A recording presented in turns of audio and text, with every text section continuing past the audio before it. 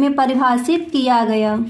ठीक है, तो कर राजस्व क्या है, गैर कर राजस्व क्या है, इनका आकार कैसा होता है, इंपॉर्टेंट है क्वेश्चन। आप लिखोगे कि पूर्ण प्रतियोगिता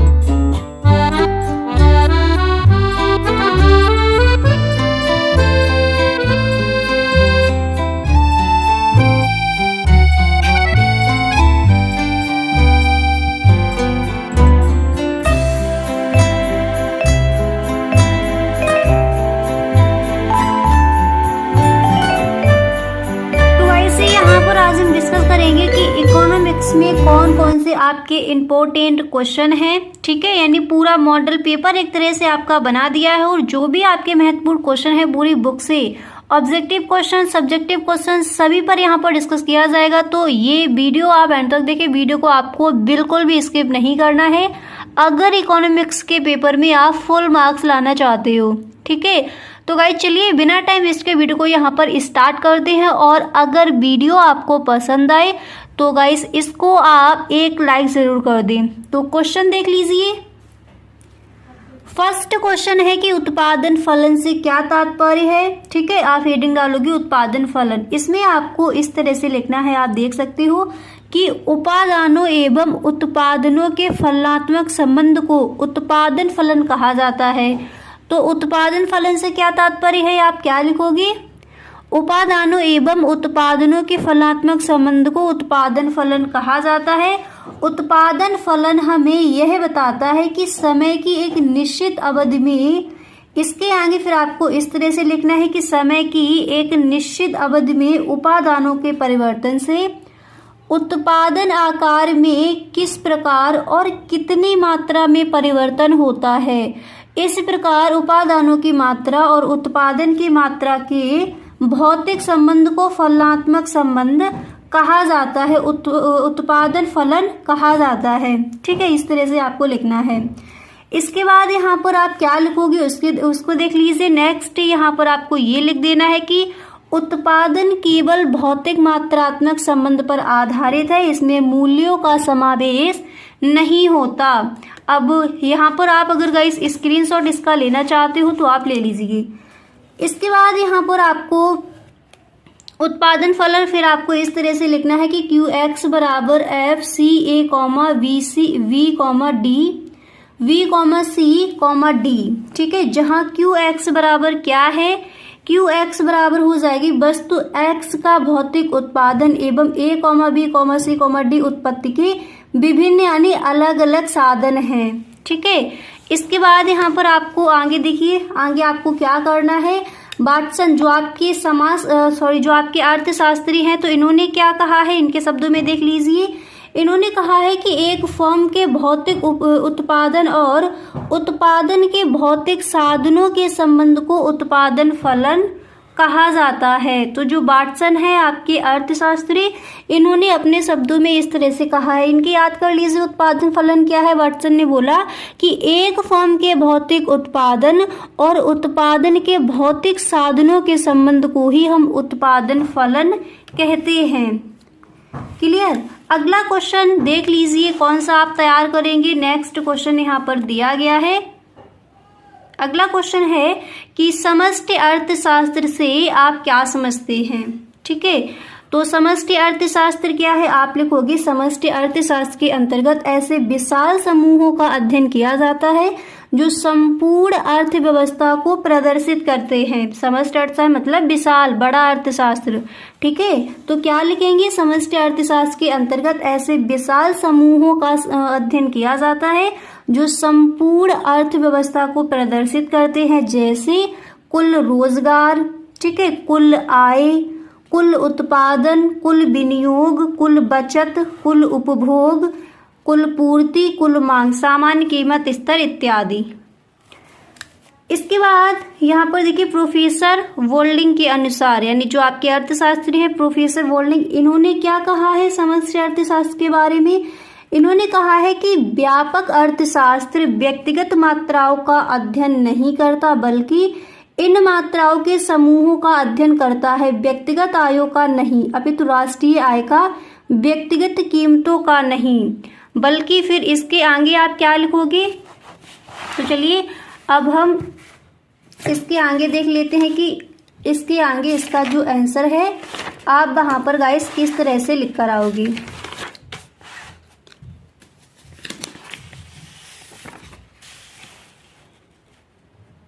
चलिए इसके बाद आप लिखोगे बल्कि सामान्य कीमत स्तर का, व्यक्तिगत उत्पादन का नहीं बल्कि राष्ट्रीय उत्पादन का। और व्यक्तिगत उत्पादन तो किसके अंतर्गत करेंगे? व्यष्टि अर्थशास्त्र के अंतर्गत।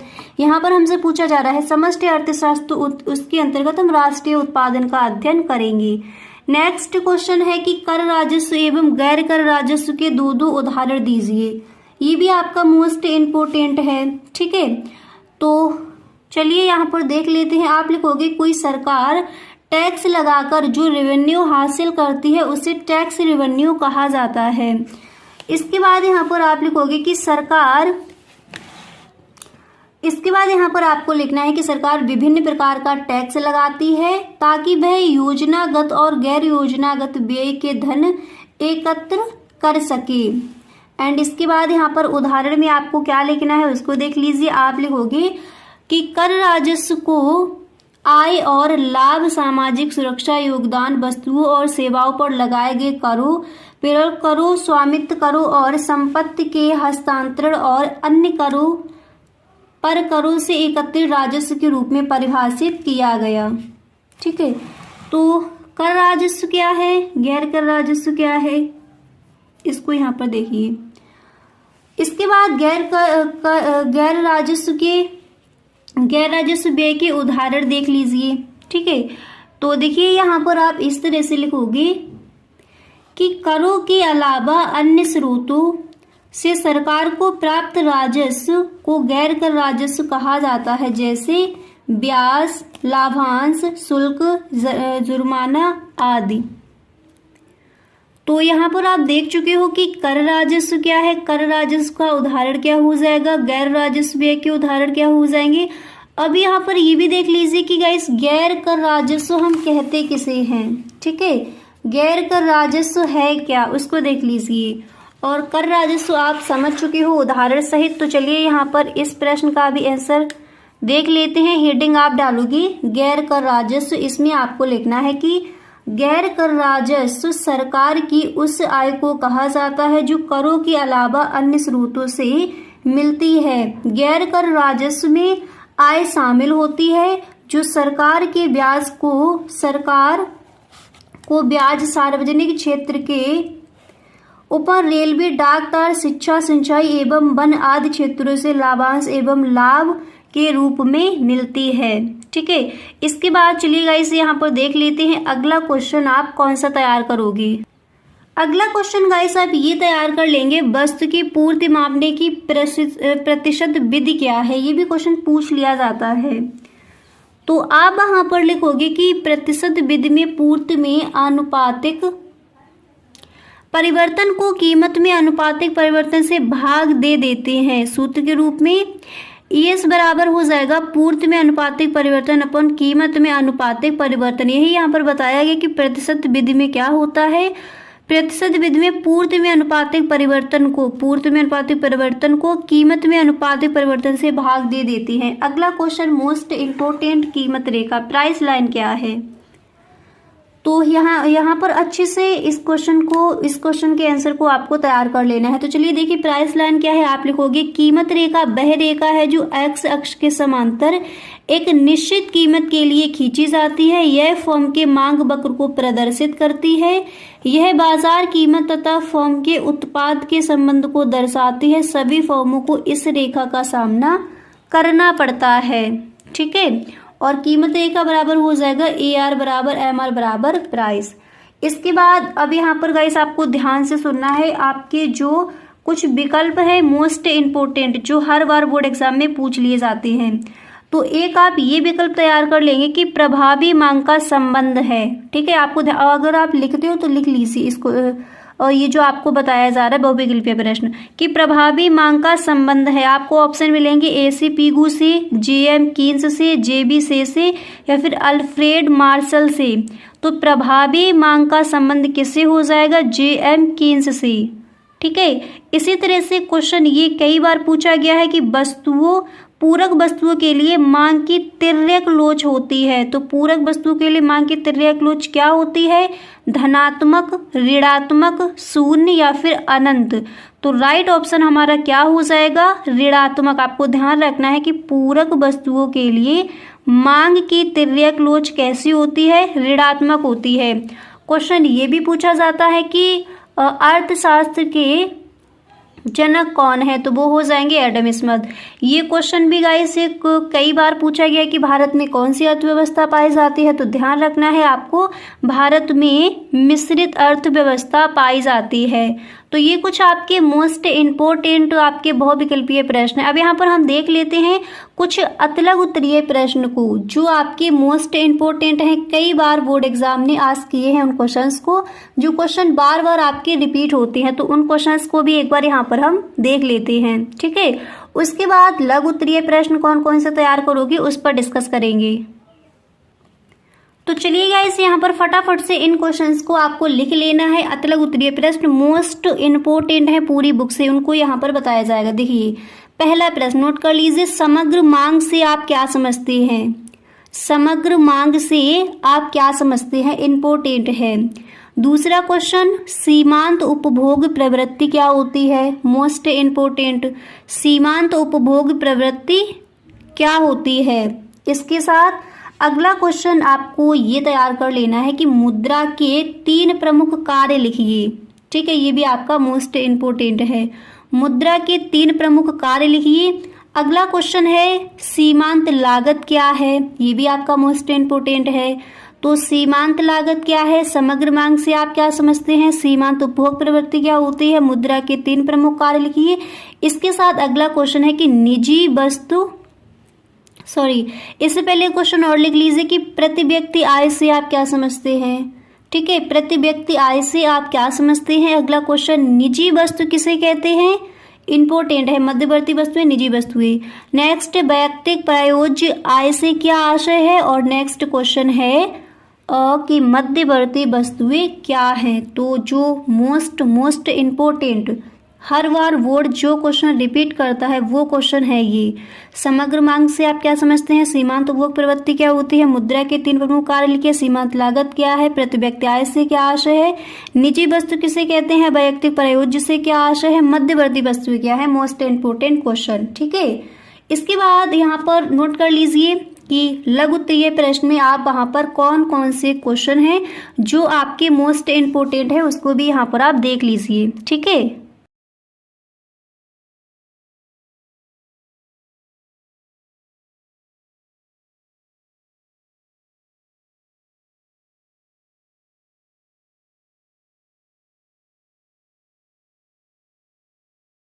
तो चलिए गाइस, यहाँ पर देख लीजिए लघु उत्तरीय प्रश्न में पहला प्रश्न आप ये तैयार करेंगे। क्या है कि पूर्ण प्रतियोगिता के अंतर्गत एक फर्म के मांग वक्र का आकार कैसा होता है? इंपॉर्टेंट है क्वेश्चन। आप लिखोगे कि पूर्ण प्रतियोगिता के अंतर्गत एक फर्म के मांग वक्र का आकार पूर्णतः लोचदार होता है। पूर्ण प्रतियोगिता में फर्म कीमत प्राप्त करता होने के कारण बाजार में प्रचलित कीमत से अधिक कीमत क्रेता से वसूल नहीं कर सकती। पूर्ण प्रतियोगिता में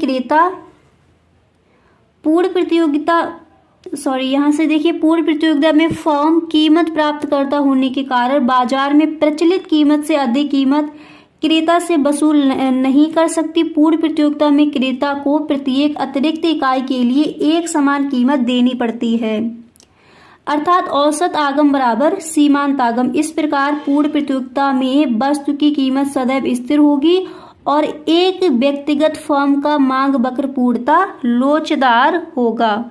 तो यहाँ पर देख लीजिए, ये क्वेश्चन आपका इम्पोर्टेंट है। लघु उत्तरीय प्रश्न में कुछ और भी क्वेश्चन है, चलिए फटाफट उनको आप लिख लीजिए। पहला प्रश्न, स्टॉक व प्रवाह में भेद कीजिए। अगर आपको इसका आंसर नहीं पता है तो इसका आंसर भी यहाँ पर आपको मिल जाएगा। ठीक है, पूर्व तथा स्टॉक में क्या अंतर है, स्टॉक व प्रवाह में भेद कीजिए। क्वेश्चन वेरी मोस्ट इम्पोर्टेंट है। इसी के साथ उपभोग फलन से क्या आशय है, उत्पादन फलन से आप क्या समझते हैं, ये क्वेश्चन आप देख चुके हो। उपभोग फलन से क्या आशय है, नेक्स्ट क्वेश्चन तैयार करेंगे। प्रत्यक्ष और परोक्ष विनिमय में अंतर लिखिए। इसके साथ कुछ और भी आपके इंपॉर्टेंट क्वेश्चन है, चलिए उनको भी देख लेते हैं। तो आई होप ये वीडियो आपको बहुत ही हेल्प करेगा अगर इकोनॉमिक्स आपके पास है और आप इस बार क्लास 12th में और इस बार का बोर्ड एग्जाम देने वाले हो। अब यहाँ पर हम देख लेते हैं विस्तृत ये प्रश्न में आपको कौन कौन से क्वेश्चन तैयार करने हैं, कौन कौन से आपके इंपॉर्टेंट क्वेश्चन है जो इस बार के बोर्ड एग्जाम में पूछे जाएंगे। ठीक है,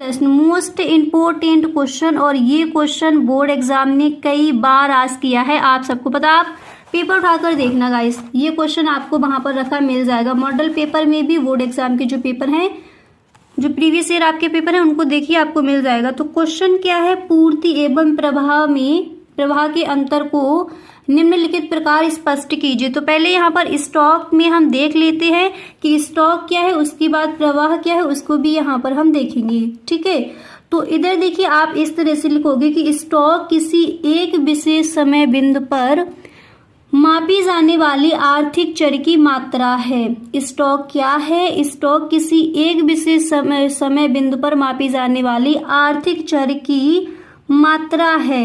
इसके बाद आप लिखोगे यह एक स्थैतिक अवधारणा है। यह एक कैसी अवधारणा है, यह एक स्थैतिक अवधारणा है। स्टॉक का कोई समय परिमाप नहीं होता। और नेक्स्ट पॉइंट आपको लिखना है कि स्टॉक पूंजी स्टॉक है। ठीक है, अब इधर आ जाइए, इधर क्या लिखना है आपको, इधर प्रवाह में आप लिखोगे प्रवाह किसी समयावधि के दौरान मापी जाने वाली आर्थिक चर की मात्रा है। यह एक प्रवाहिक अवधारणा है। प्रवाह का परिमाप होता है राष्ट्रीय आय प्रवाह है। ठीक है, और ये स्टॉक पूंजी स्टॉक है। अब यहाँ पर आपने इस जो आपका क्वेश्चन था, अगर जैसे गाइस आपको स्क्रीनशॉट लेना है तो प्लीज यहाँ पर इसका आप स्क्रीनशॉट भी ले लीजिए, क्योंकि इम्पोर्टेंट है क्वेश्चन और कई बार पूछा भी गया है बोर्ड एग्जाम में। ठीक है, अब चलिए गाइस यहाँ पर कुछ आपके ऑब्जेक्टिव क्वेश्चन। तो गाइस देखिए जो मोस्ट इम्पोर्टेंट क्वेश्चन है ना, तो उनको यहाँ पर लिख लीजिए। आपको यहाँ पर ऐसे ही बता देते हैं, तो प्लीज आप उन क्वेश्चंस को एक बार लिख लीजिए। जैसे अर्थशास्त्र के जनक कौन थे, तो ये आपका इम्पोर्टेंट है क्वेश्चन। तो अर्थशास्त्र के जनक कौन थे, आप लिख लीजिए। अर्थशास्त्र के जनक थे एडम स्मिथ। आपको ऑप्शन इस तरह से दिए जाएंगे, जेबी से माल्थस रिकार्डो। तो ध्यान रखना कि अर्थशास्त्र के जो जनक हैं वो हैं एडम स्मिथ। इसी के साथ एक क्वेश्चन और नोट कर लीजिए, यहाँ पर देखेंगे हम ऑब्जेक्टिव क्वेश्चन पर, एक बार आप नोट कर लीजिए तो ज्यादा बेटर रहेगा। अगला क्वेश्चन आप ये तैयार करेंगे कि निम्नलिखित में से किसका व्यष्टि अर्थशास्त्र के अंतर्गत अध्ययन किया जाता है। ऑप्शन कैसे मिलेंगे, कपड़ा उद्योग, बेरोजगारी, प्राथमिक क्षेत्र, ये सभी।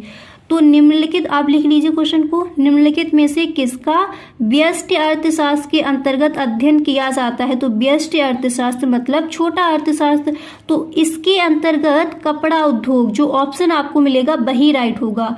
कपड़ा उद्योग का जो अध्ययन है वो हम किसके अंतर्गत करेंगे, व्यष्टि अर्थशास्त्र के अंतर्गत करेंगे। ठीक है, इंपॉर्टेंट है क्वेश्चन ये, तो इन क्वेश्चंस को आपको तैयार करना है। क्लियर।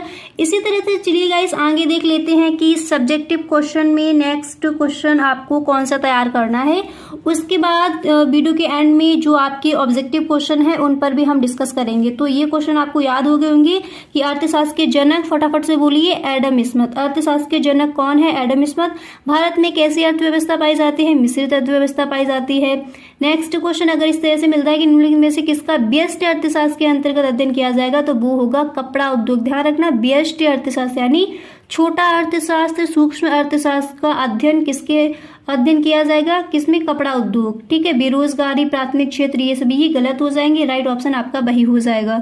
तो आई होप ये जो क्वेश्चन अभी आपको यहाँ पर बताए गए आपको अच्छे से याद हो गए होंगे। तो अब चलिए गाइस उनको देख लेते हैं। कुछ और भी आपके सब्जेक्टिव क्वेश्चन है जो वेरी मोस्ट इम्पोर्टेंट हैं। अब चलिए गाइस इस क्वेश्चन को भी देख लीजिए कि गिफिन वस्तुएं क्या हैं। ये भी आपका इम्पोर्टेंट है, गिफिन वस्तुएं, ठीक है, पूछा जाता है लघु उत्तरीय प्रश्न में। आप लिखोगे गिफिन वस्तु ऐसी निम्न कोटि की वस्तु है जिसका आय प्रवाह ऋणात्मक होता है तथा कीमत प्रवाह धनात्मक होता है। क्या बताया गया है, दोबारा से देखिए कि गिफिन वस्तुएं ऐसी निम्न कोटि की, ठीक है, वस्तु है जिसका आय प्रवाह ऋणात्मक होता है तथा कीमत प्रवाह धनात्मक होता है। गिफिन वस्तु पर मांग का नियम लागू होता है और मांग का नियम वेरी वेरी मोस्ट इम्पोर्टेंट, ठीक है, यानी जब कीमत बढ़ेगी तो मांग कम होगी और जब कीमत कम होगी तो मांग बढ़ेगी।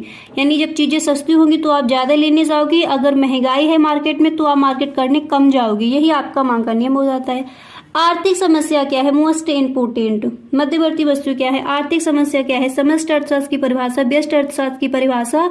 इसी तरह से और पूछ लिया जाता है क्वेश्चन समग्र मांग क्या है, ठीक है, कीमत रेखा किसे कहते हैं और समष्टि एवं व्यष्टि अर्थशास्त्र में अंतर क्या है। ये आपकी मोस्ट इम्पोर्टेंट है। सीमांत उपयोगिता क्या है, किसी वस्तु की पूर्ति का अर्थ बताइए। तो इन क्वेश्चंस को आप तैयार करेंगे। तो चलिए पहले देख लेते हैं आर्थिक समस्या क्या है। आप लिखोगे विभिन्न आवश्यकताओं की पूर्ति करने के लिए सीमित साधनों के प्रयोग से उत्पन्न चयन यानी चुनाव की समस्या को ही हम कहते हैं आर्थिक समस्या।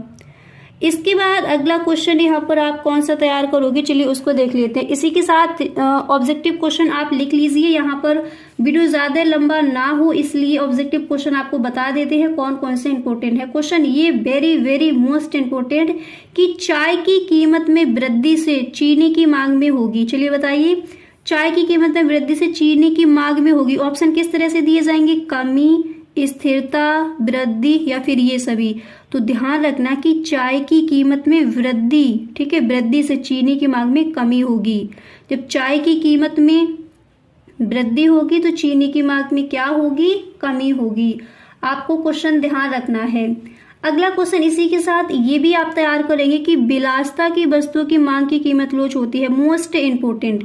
तो विलासिता की वस्तु की मांग की कीमत लोच क्या होती है, ऑप्शन लिख लीजिए, इकाई से अधिक, इकाई से कम, शून्य या फिर अनंत। तो यहाँ पर आपका राइट ऑप्शन हो जाएगा इकाई से अधिक। ध्यान रखना विलासिता की वस्तुओं की मांग की कीमत लोच जो है वो होती है गाइस इकाई से अधिक, ठीक है। तो ऑब्जेक्टिव क्वेश्चन साथ ही साथ आप लिखते चलिए यहाँ पर इसी तरह से अगला क्वेश्चन देख लेते हैं। सब्जेक्टिव क्वेश्चन में आप कौन सा तैयार करोगे। इसके बाद गाइस आपको इस तरह से क्वेश्चन आपको लिखवा दिए जाएंगे यहाँ पर कि लघु उत्तरीय प्रश्न ये तैयार कीजिए, लघु उत्तरीय प्रश्न ये तैयार कीजिए, विस्तृत उत्तरीय प्रश्न ये तैयार कर लीजिए इस तरह से, ठीक है। इसके बाद आप अगला क्वेश्चन देख सकते हो कि अपसर लागत का क्या अर्थ है। इंपॉर्टेंट है आपका क्वेश्चन। अपसर लागत क्या है, चलिए इसका आंसर भी यहाँ पर दिया गया, फटाफट से पढ़ लीजिए। आप यहाँ पर इस तरह से लिख कर आओगे अपसर लागत। स्क्रीनशॉट लेना है तो आप ले लीजिए कि एक वस्तु की कुछ अधिक मात्रा प्राप्त करने के बदले दूसरे वस्तु की कुछ मात्रा को छोड़ना पड़ता है, इसे ही वस्तु की एक अतिरिक्त इकाई को प्राप्त करने की अपसर लागत कहते हैं, ठीक है। अब इसी के साथ ये क्वेश्चन जैसे आपने देख लिया, स्क्रीनशॉट ले लीजिए। इसी के साथ क्वेश्चन ये पूछा जाता है कि वर्तमान युग में उत्पादन के कितने साधन स्थिर है। ऑप्शन मिलेगा 3, 4, 5 या फिर 6। तो वर्तमान युग में उत्पादन के कितने साधन स्थिर हैं। तो यहाँ पर राइट ऑप्शन आप कौन सा लिखकर वहां आओगे, 5, ठीक है। इसी के साथ क्वेश्चन और भी देख लीजिए जो आपके वेरी मोस्ट इंपोर्टेंट हैं। क्वेश्चन गाइस आपका ये भी पूछा जाता है कि जब उत्पादन शून्य होता है तो कुल लागत होगी। तो जब आपका उत्पादन शून्य होगा तो कुल लागत कैसी होगी, शून्य होगी, स्थिर लागत के बराबर, परिवर्ती लागत के बराबर या फिर सीमांत लागत के बराबर। तो जब उत्पादन शून्य होता है तो कुल लागत स्थिर लागत के बराबर होती है। अब यहाँ पर सब्जेक्टिव क्वेश्चन में अगला क्वेश्चन देख लेते हैं, उसके बाद यहाँ पर हम डिस्कस करेंगे कि ऑब्जेक्टिव क्वेश्चन, फिर सारे ऑब्जेक्टिव क्वेश्चन, लघु उत्तरीय प्रश्न, लघु उत्तरीय प्रश्न, विस्तृत उत्तरीय प्रश्न यहाँ पर हम बता देंगे आपको, ठीक है। तो चलिए अगला क्वेश्चन आपको कौन सा तैयार करना है आप उस पर हम यहाँ पर डिस्कस कर लेते हैं। अगला क्वेश्चन यहाँ पर गाइस आप देख सकते हो आपका क्या दिया गया है। तो क्वेश्चन यहाँ पर आपका ये दिया गया है कि किसी वस्तु की पूर्ति का अर्थ लिखिए। तो किसी वस्तु की पूर्ति का अर्थ क्या हो जाएगा, किसी वस्तु की पूर्ति से तात्पर्य वस्तु की उस मात्रा से है जिसको उत्पादक या विक्रेता एक निश्चित अवधि के दौरान एक निश्चित कीमत पर बेचने योग्य या बेचने के इच्छुक है। स्क्रीनशॉट लेना है तो आप ले लीजिए, क्वेश्चन इंपॉर्टेंट है। इसी के साथ अब चलिए यहाँ पर गाइस हम देख लेते हैं कुछ आपके जो ऑब्जेक्टिव क्वेश्चन हैं, ठीक है, तो वो आपके कौन कौन से इंपॉर्टेंट है। इसी के साथ जो आपके सब्जेक्टिव क्वेश्चन है फिर से हम उन क्वेश्चंस पर यहाँ पर डिस्कस करेंगे। तो इसी तरह से आप वीडियो एंड तक देखें, बिल्कुल भी आपको वीडियो को स्किप नहीं करना है, ठीक है। अगला क्वेश्चन कौन सा तैयार करोगे आप यहाँ पर देख सकते हो। नेक्स्ट क्वेश्चन है कि गिफिन वस्तुओं के संदर्भ में मांग रेखा का आकार कैसा होता है। तो गिफिन वस्तु के संदर्भ में मांग रेखा का आकार कैसा होता है ये आपको बताना है। तो आप लिखोगे कि गिफिन वस्तुओं के संदर्भ में मांग रेखा का आकार, इसके बाद क्वेश्चन का आंसर यहाँ पर आप इस तरह से लिखोगे कि गिफिन वस्तुओं के मांग वक्र का ढाल घटती कीमतों के साथ बढ़ता और बढ़ती कीमतों के साथ ऊर्ध्व होता है यानी बढ़ता है। इस तरह से अब जैसे ये क्वेश्चन दिया गया, इसमें ऑब्जेक्टिव क्वेश्चन किस तरह से पूछ लिया जाता है कि गिफिन वस्तु की मांग की लोच कैसी होती है, ऋणात्मक होती है, धनात्मक होती है, शून्य होती है, अस्थिर होती है, ठीक है। तो गिफिन वस्तु की मांग की लोच कैसी हो जाएगी, ऋणात्मक, तो ये ऑप्शन राइट होगा। इसी तरह से और भी आपके क्वेश्चन हैं, ठीक है। अब यहाँ पर देखिए अतलग उत्तरीय प्रश्न, आप कॉपी और पेन लेकर बैठिए, लिख लीजिए अतलग उत्तरीय प्रश्न, मोस्ट इंपोर्टेंट। पहला प्रश्न, वैयक्तिक प्रयोज्य से क्या आशय है, लिखिए वैयक्तिक प्रयोज्य से क्या आशय है। नेक्स्ट क्वेश्चन, सीमांत लागत क्या है। जो बार बार क्वेश्चन रिपीट होते हैं ना वही क्वेश्चन यहाँ पर दिए जा रहे हैं। सीमांत लागत क्या है, मुद्रा के 3 प्रमुख कार्य लिखिए, ठीक है, मुद्रा के 3 प्रमुख कार्य लिखिए। कीमत विभेद किसे कहते हैं, ये क्वेश्चन में पूछा जाता है। कीमत विभेद किसे कहते हैं, व्यष्टि अर्थशास्त्र की परिभाषा दीजिए, इसको भी लिख लीजिए। व्यष्टि अर्थशास्त्र की परिभाषा दीजिए, समष्टि अर्थशास्त्र की परिभाषा दीजिए। मांग की लोच मापने का प्रतिशत सूत्र बताइए, ये भी मोस्ट इंपोर्टेंट है। मांग की लोच मापने का प्रतिशत सूत्र। और मांग का नियम क्या है, समग्र मांग क्या है, मध्यवर्ती वस्तुएं क्या है, गिफिन वस्तुएं क्या है, ठीक है। अपसर लागत का क्या अर्थ है, ये आपके मोस्ट इंपोर्टेंट क्वेश्चन, तो जो हर बार बोर्ड एग्जाम में आज किए ही जाते हैं, ठीक है। तो यहाँ पर आई होप आपको समझ आ गया होगा कि कौन कौन से जो क्वेश्चन है जो आपके इस बार के बोर्ड एग्जाम के लिए गाइस मोस्ट इम्पोर्टेंट हैं, ठीक है। तो उन क्वेश्चंस पर यहाँ पर हमने डिस्कस किया है। तो आई होप ये वीडियो आपको, अब गाइस यहाँ पर कुछ आपके और भी क्वेश्चन हैं, उनको भी हम देख लेते हैं, इसके बाद आगे बढ़ेंगे।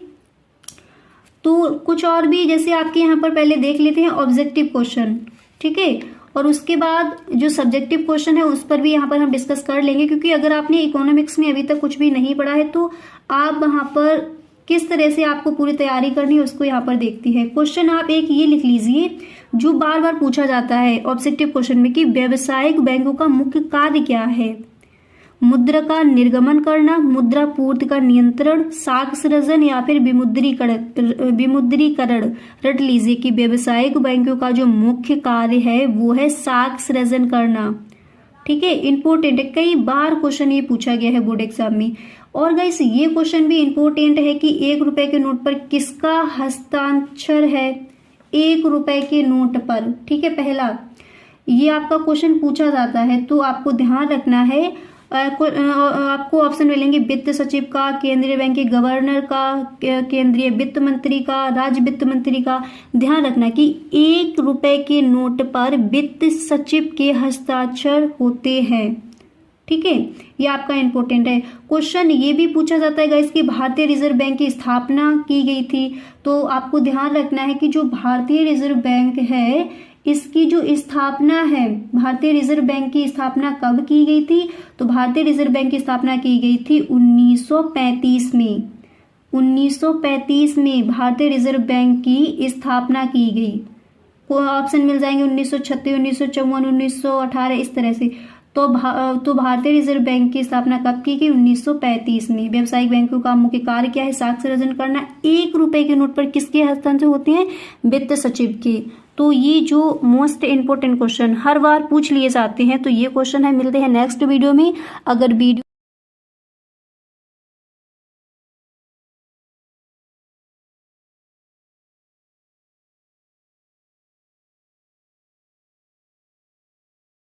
अगर इस बार के बोर्ड एग्जाम में आप 90+ स्कोर करना चाहते हो।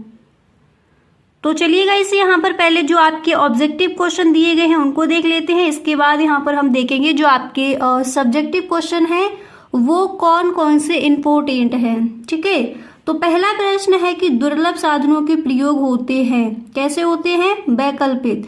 अब यहाँ पर देखिए आपको 4 ऑप्शन वहां पर मिलेंगे, तो जो आपका राइट ऑप्शन है, ठीक है, वही ऑप्शन यहाँ पर रखा गया है।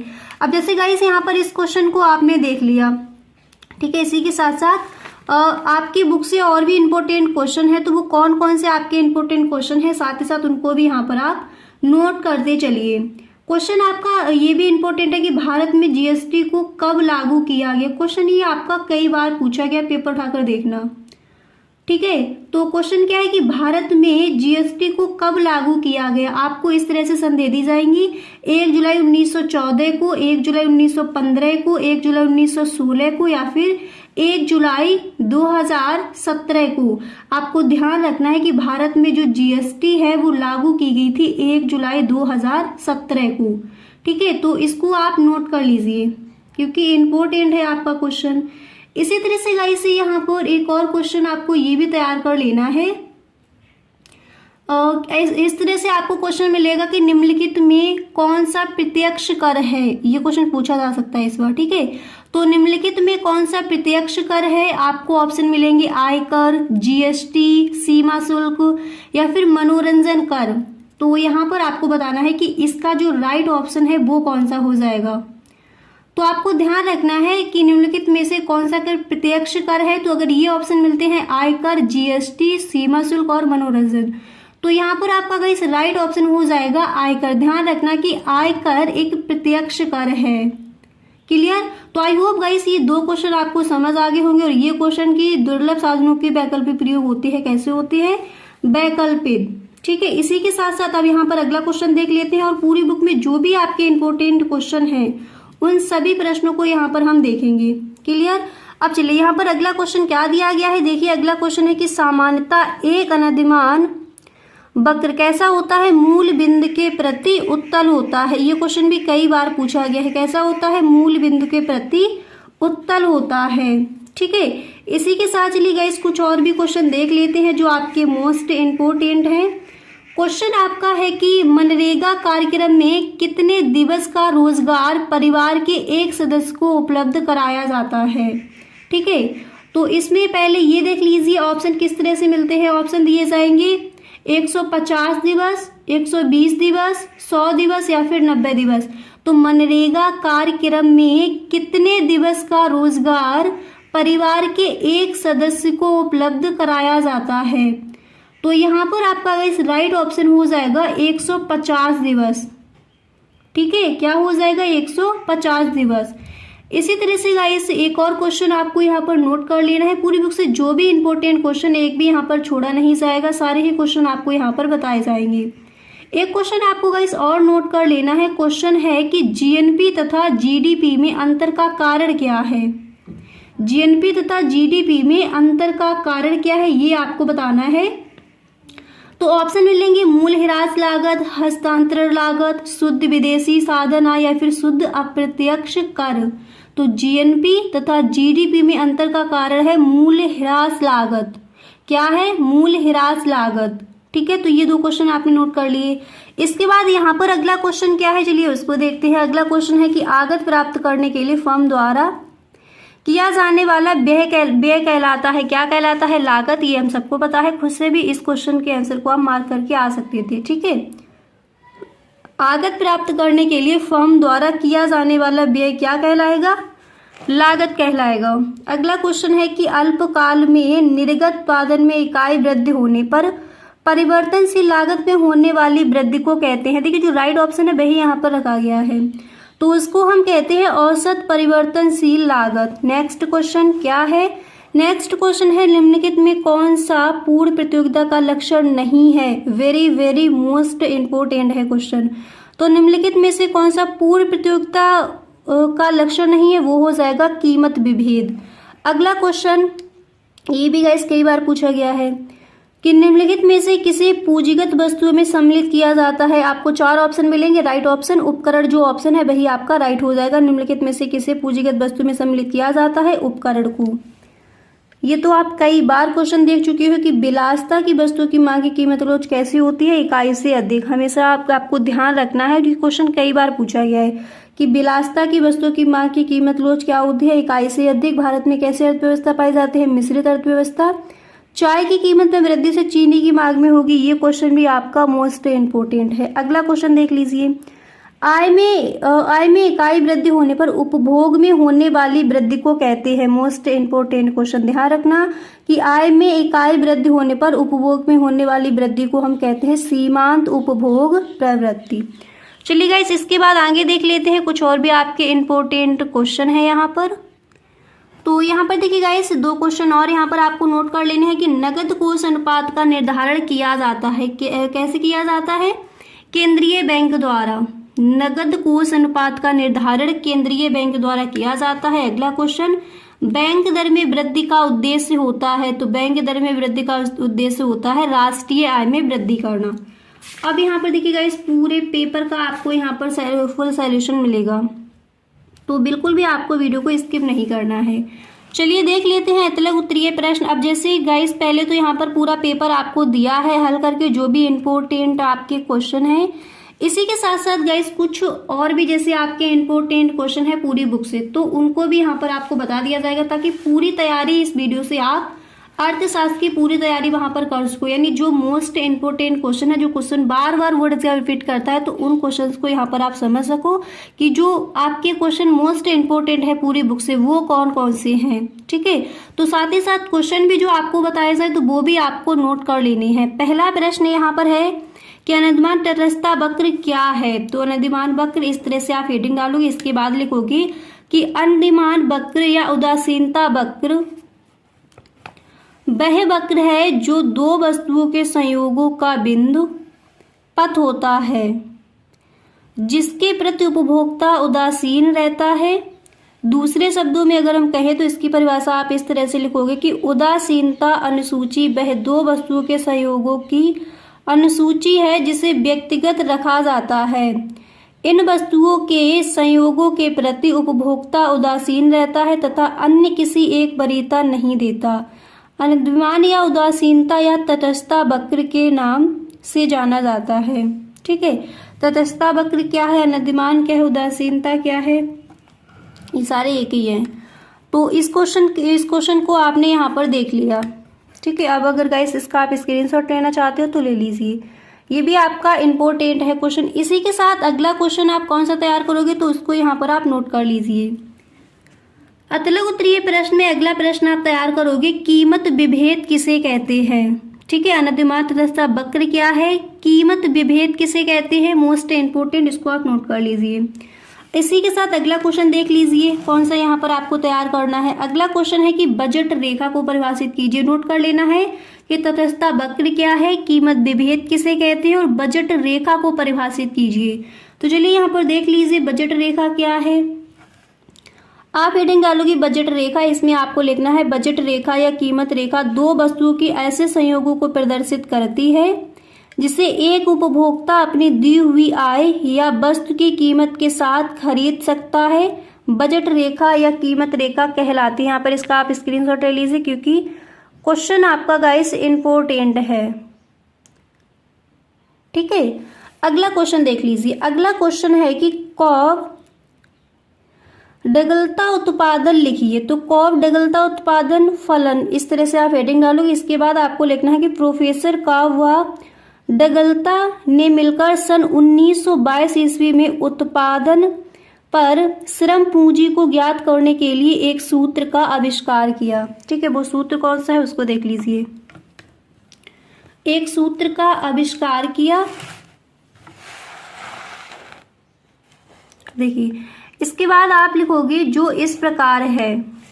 ठीक है, एक सूत्र का आविष्कार किया जो इस प्रकार है, और यहाँ पर आपको इसका सूत्र लिख देना है। फिर यहाँ पर P बराबर क्या है, कीमत, एल के बराबर क्या है, ऋणात्मक स्थिरांक, यल बराबर क्या है, श्रम, और सी बराबर क्या है, पूंजी। ये आपको वहां पर ब्लैक पेन से लिखना है, ठीक है, ताकि अगर क्वेश्चन पूछा जाता है तो एग्जामिनर को दिख जाए आपने एकदम सही लिखा। इसके बाद आप लिखोगे कि इसमें उत्पादन पूंजी व श्रम के संबंध को बताती है, कीमत रेखा या बजट रेखा कहलाती है।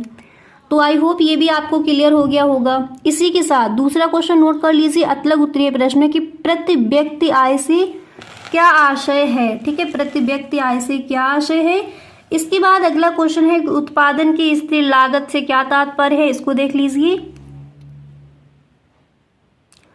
आप यहाँ पर गाइस लिखोगे उत्पादन की स्थिर लागत, और इसमें आपको लिखना है कि उत्पादन की स्थिर लागत से अभिप्राय उस लागत से है जो अल्पकाल में उत्पादन मात्रा में वृद्धि में परिवर्तन होने पर पूर्णतः अपरिवर्तित रहती है, ठीक है। इसके बाद आप लिखोगे कि उत्पादन की स्थिर लागत कहलाती है, दूसरे शब्दों में इसकी परिभाषा देखिए, आप लिखोगे कि स्थिर लागत कुल लागत का योग है जिसे एक उत्पादक उत्पादन में स्थिर लागत के स्थिर साधनों की सेवाओं के लिए खरीदते या भाड़े पर लगाती है, उत्पादन की स्थिर लागत कहलाती है। तो ये देख लीजिए, क्वेश्चन आपका इम्पोर्टेंट है। तो यहाँ पर देखिए गाइस, आप देख चुके हो कि तटस्थता वक्र क्या है, बजट रेखा को परिभाषित कीजिए, इसी के साथ कॉप डगलता उत्पादन फलन लिखिए, एंड इसके बाद उत्पादन की स्थिर लागत क्या है। क्वेश्चन ये भी नोट कर लीजिए, कीमत विभेद किसे कैसे, प्रति व्यक्ति आय से क्या आशय है। इसी के साथ आपको नेक्स्ट क्वेश्चन ये भी नोट कर लेना है कि मांग की लोच मापने का प्रतिशत सूत्र बताइए, मांग की लोच मापने का प्रतिशत सूत्र बताइए। इसके बाद यहाँ पर अगला क्वेश्चन है कि पूर्ण प्रतियोगिता की कोई 3 विशेषताएं लिखिए। आप लिखोगे पूर्ण प्रतियोगिता की विशेषताएं,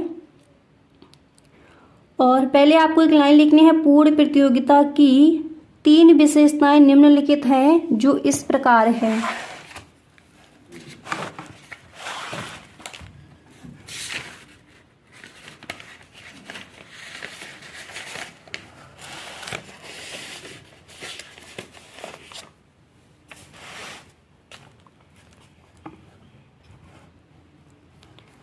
इसके बाद यहाँ पर देखिए, आप लिखोगे कि पूर्ण प्रतियोगिता में क्रेताओं व विक्रेताओं की संख्या बहुत अधिक होती है, इतनी अधिक कि कोई एक व्यक्ति वस्तु की कीमत को प्रभावित नहीं कर सकता, ठीक है।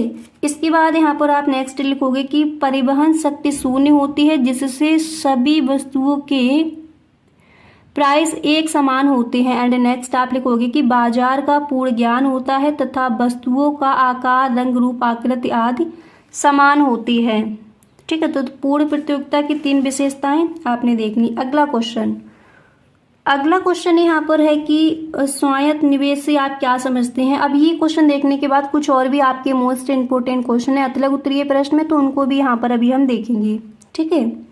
नेक्स्ट क्वेश्चन है कि स्वायत्त निवेश क्या है। आप लिखोगे स्वायत्त निवेश सरकार द्वारा किए जाने वाले सामाजिक कल्याण से संबंधित होता है, यह एक देश की अर्थव्यवस्था के आय के स्तर पर ध्यान नहीं देता तथा न आय के बढ़ाने से और न घटाने पर, न हानि से न लाभ से, यह तो केवल सरकार द्वारा सार्वजनिक कल्याण हेतु किए गए निवेश से अभिप्राय देता है, स्वायत्त निवेश कहलाता है, ठीक है। तो इस तरह से आप इसका आंसर लिखोगे। अगला क्वेश्चन यहाँ पर है भुगतान शेष संतुलन से क्या तात्पर्य है।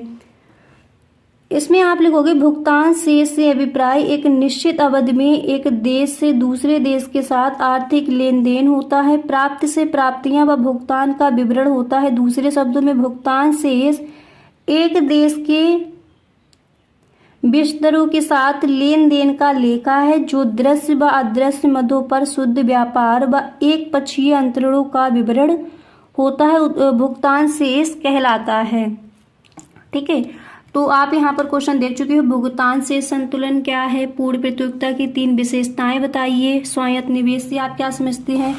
अब इसी के साथ कुछ और भी आपके गाइस इंपोर्टेंट क्वेश्चन है, तो नोट कर लीजिए। अगला क्वेश्चन आप ये तैयार करेंगे, मुद्रा के 3 प्रमुख कार्य लिखिए अतलग उत्तरीय प्रश्न में, ठीक है। मुद्रा के 3 प्रमुख कार्य लिखिए, इसी के साथ व्यष्टि अर्थशास्त्र की परिभाषा दीजिए अतलग उत्तरीय प्रश्न में, इसको भी आपको तैयार कर लेना है। व्यष्टि अर्थशास्त्र की परिभाषा दीजिए। नेक्स्ट क्वेश्चन आप तैयार करेंगे कि सीमांत उपभोग प्रवृत्ति क्या होती है, ठीक है, ये भी आपका इम्पोर्टेंट है लघु उत्तरीय प्रश्न में। अगला क्वेश्चन, सीमांत लागत क्या है? तो जो आपके मोस्ट इम्पोर्टेंट क्वेश्चन है उनको यहाँ पर आपने देख लिया, लघु उत्तरीय प्रश्न, और जो आपकी वहाँ पर ऑब्जेक्टिव क्वेश्चन दिए जाते हैं। अब गाइस मिलते हैं नेक्स्ट वीडियो में, वहाँ पर भी हम देखेंगे कि लघु उत्तरीय प्रश्न आपको कौन कौन से तैयार करने हैं। ठीक है, तो अगर गाइस आपको वीडियो अच्छा लगे तो please tell me in the comment box, और एक बार आप सभी दोस्तों में आप इस वीडियो को शेयर ज़रूर करें। Okay, thank you so much.